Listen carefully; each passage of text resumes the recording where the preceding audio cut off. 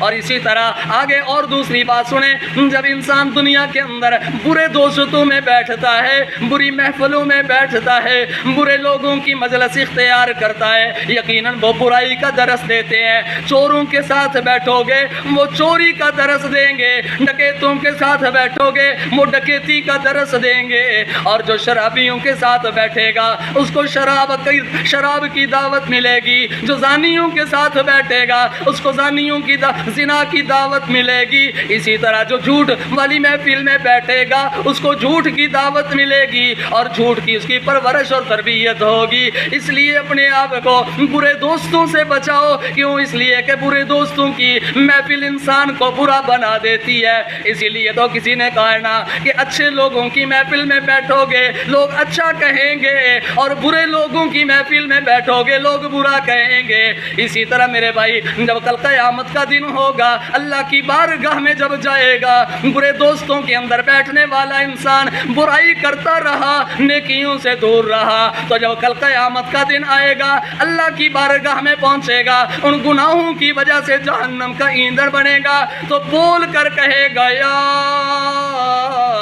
لیتنی لم اوت کتابیا۔ اللہ اللہ، دیکھنا کتنی خطرناک بات کہہ رہا ہے، یا لیتنی لم اوت کتابیا۔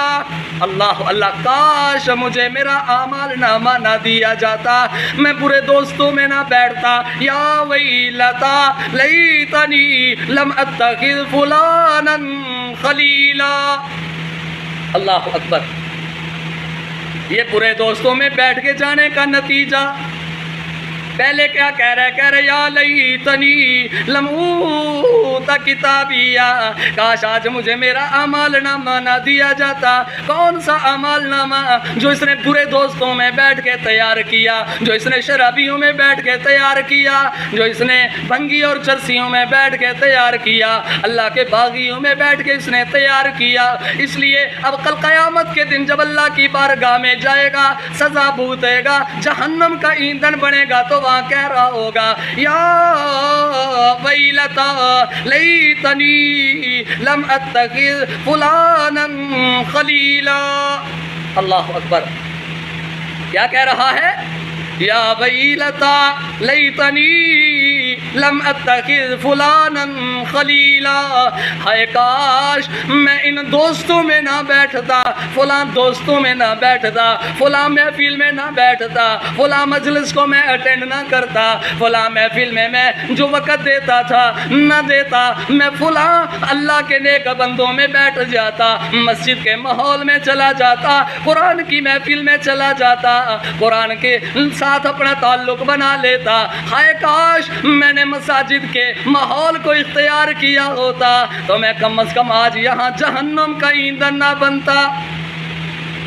لیکن وہاں کی کاش، وہاں کا پچھتاوا کسی کام نہیں آئے گا، وہاں کا پچھتاوا کام نہیں آئے گا۔